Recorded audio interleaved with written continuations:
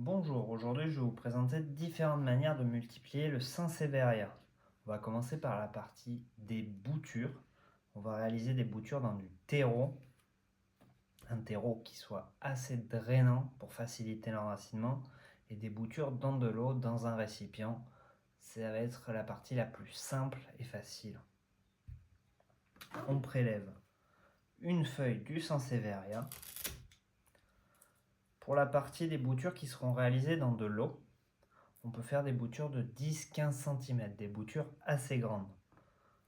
On fait toujours attention au sens, vu que sur certaines feuilles de Saint-Séveria, on ne reconnaîtra plus le sens dans lequel mettre la bouture dans l'eau. Nous réalisons nos différentes boutures pour l'eau.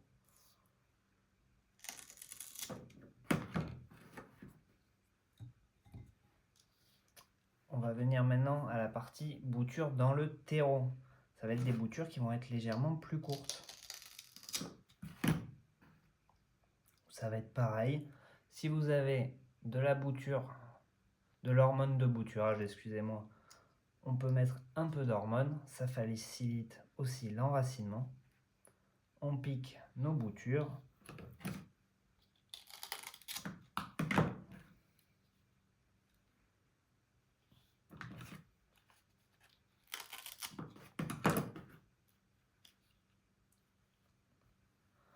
Le grand morceau qui me reste, je vais aussi le faire en bouture dans de l'eau.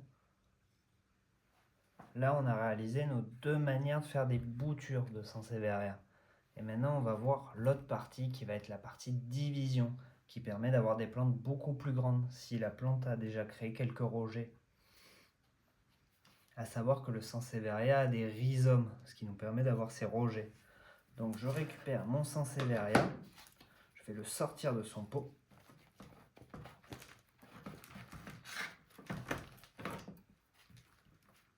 On voit toutes ces racines, on enlève la terre et là on va bien voir le rejet en fait qui s'est formé, qui est parti de la plante qu'on avait au départ et qui a formé ce petit rhizome. On va venir le couper.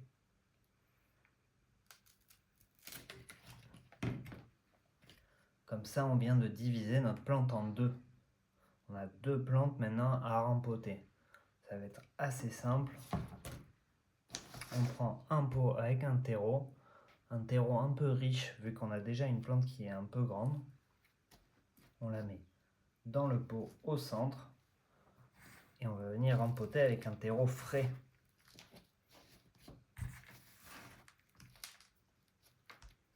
On tasse pour venir bien tenir la plante. Si vous voyez qu'elle tient difficilement, on peut rajouter un petit tuteur le temps que les racines se forment. Surtout, on n'oublie pas d'arroser, que ce soit notre division ou nos boutures.